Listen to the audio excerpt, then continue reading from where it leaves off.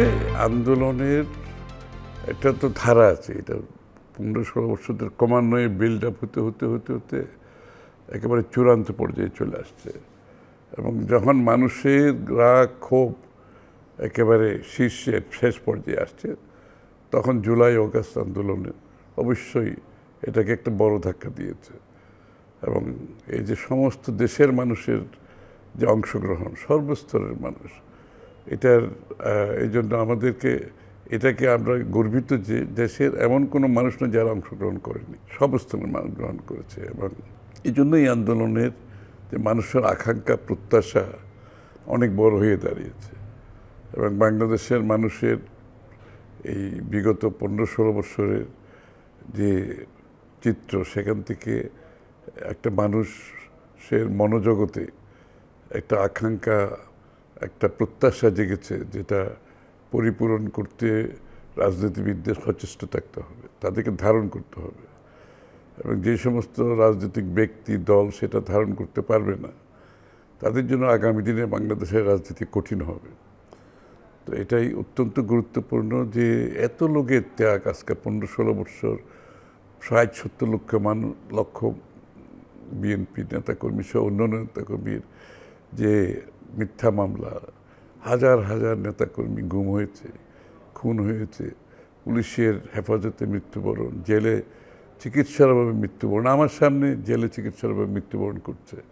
আমাদেরকেও চিকিৎসা দিতে তারা চায়নি, আমাদেরকে চিকিৎসা দেয় নাই, তারা বেগম জিয়াকে পর্যন্ত চিকিৎসা দেয় নাই। তো মানুষ তো এত কিছু হারিয়ে আজকে সব একটা এমন জায়গায় আসছে, এত ত্যাগের পরে মানুষের প্রত্যাশা আকাঙ্ক্ষা অনেক বড়। এবং একটা নতুন বাংলাদেশে তারা তাদের সাংবিধানিক রাজনৈতিক গণতান্ত্রিক অধিকার ফিরে, তাদের শুধু রাজনৈতিকভাবে তারা গণতন্ত্রায়ন চায় না, তারা অর্থনৈতিক গণতন্ত্রায়নও চায়, তাদের স্বাস্থ্যসেবা চায়, তাদের শিক্ষা যাতে তারা পেতে পারে, তাদের মানুষের আগামী দিনে কর্মসংস্থানের ব্যাপার আছে।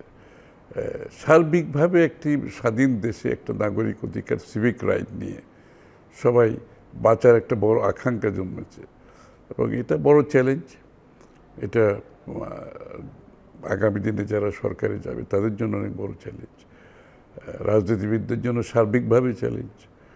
এই চ্যালেঞ্জ মোকাবেলার জন্য সব ধরনের প্রস্তুতি, মন মানসিকতা, উদারতা, সহনশীলতা, পরস্পর সম্মানবোধের রাজনীতি বাংলাদেশে ফিরিয়ে আনতে হবে।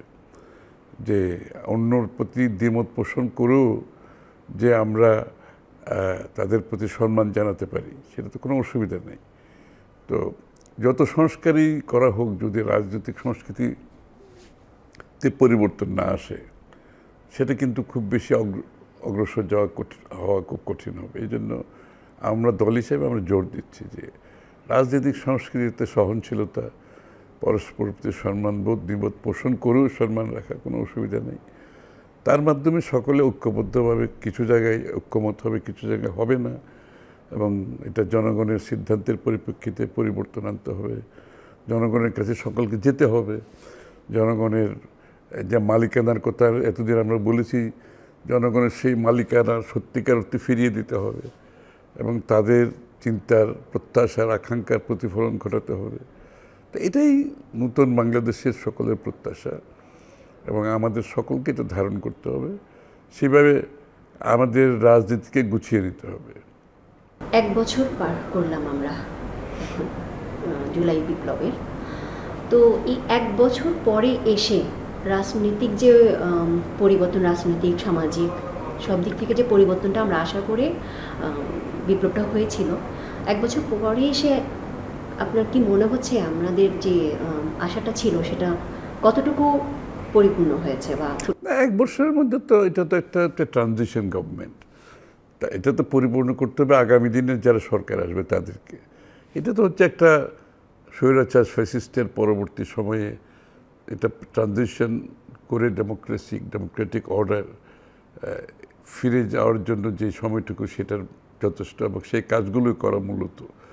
বাকি কাজ তো করতে হবে আগামী দিনে যারা জনগণের ভোটে নির্বাচিত হবে কিংবা নির্বাচিত হবে এবং সকল রাজনীতিবিদদের সেখানে সমর্থনের দরকার, সেটা তো আগামীর ব্যাপার। এটা ট্রানজিশন সময়টা তো বিশেষত যে আমাদের কিছু ঐক্যমতের বিষয় ছিল, যেখানে যতটুকু হয়েছে আর যতটুকু হয় নাই, আমরা জনগণের কাছে আমাদের ম্যান্ডেটের জন্য যেতে হবে, এবং এমনকি যতটুকু হয়েছে এটার জন্য যেতে হবে। কারণ এটা তো আর ঐক্যমত যেটা হয়েছে, বাংলাদেশের জনগণ তো এখানে সম্পৃক্ত না, এটা তো দলগুলো করেছে। তো এটার জন্য আমার জনগণের কাছে যেতে হবে। দিনের শেষে আমরা মালিকানার কথা যখন বলি, যত পরিবর্তন আনবেন আমরা আনতে চাই, সেটা জনসমর্থনের মাধ্যমে, গণতান্ত্রিক প্রক্রিয়ার মাধ্যমে আনতে হবে। কোনো বিশেষ গোষ্ঠী ব্যক্তি বসে বাংলাদেশের পরিবর্তন আনতে পারবে না। এটা সমস্ত জনগণের ঐক্যমত, সমর্থন এবং ম্যান্ডেটের মাধ্যমে পরিবর্তন আনলে সেটা সাস্টেইনেবল হয়। আচ্ছা, আমার শেষ একটা প্রশ্ন, সেটা হচ্ছে আপনারা সবাই স্বাধীনতার প্রাক্কালে তো ছিলেনই, তখন অংশগ্রহণ করেছেন যতটুকু জানি আমরা, নতুন প্রজন্ম। বর্তমানের যে জুলাই বিপ্লবে যারা শহীদ হয়েছেন তাদের প্রতি শ্রদ্ধা রেখে বলছি, অনেকেই এটাকে 1971 সালে স্বাধীনতার সাথে কম্পেয়ার করে ফেলছেন এবং সেই মর্যাদায় নিয়ে গেছেন, অনেক ক্ষেত্রে তাকে ছাপিয়েও গেছে। তো এই বিষয়টাকে আপনি কিভাবে দেখছেন? না, স্বাধীনতা যুদ্ধের সাথে তো 24-এর যে আমাদের যে আপরাইজিং, এটা তো তুলনা করার, এটা দুইটি বিষয়। স্বাধীনতা আন্দোলনের একটা বিশেষ বৈশিষ্ট্য আছে, ক্যারেক্টার আছে, এবং ওইটাতে সমস্ত দেশের স্বাধীনতার ব্যাপার।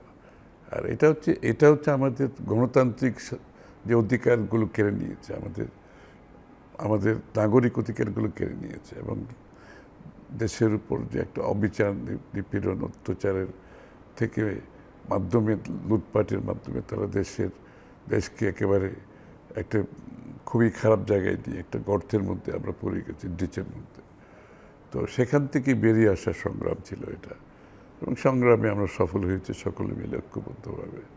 তো দুইটার গুরুত্ব দুই রকম। এটা তো একটার সাথে একটা অধিকতর গুরুত্ব কিংবা এই জায়গায় তুলনা করার কোনো সুযোগ নেই। আর সংবিধান পরিবর্তন না বাতিল, কোনটা? না, সংবিধান তো আছে, তো বাতিলের তো কোনো সুযোগ নেই। চারদিকে একটা জোয়ার এসছে কথায় যে সংবিধান বাতিল বাতিল বাতিল, চারদিকে শোনা যায়। না, জোয়ার আসে না, এটা কিছু লোকের মন্তব্য। এটা জোয়ার তো আসে না, এটা জোয়ার কোনো কারণ নেই। জোয়ার আসতে হবে তো জনগণের কাছ থেকে। আমি বললে তো আর জোয়ার আসবে না, আমরা কেউ বললে জোয়ার আসবে না।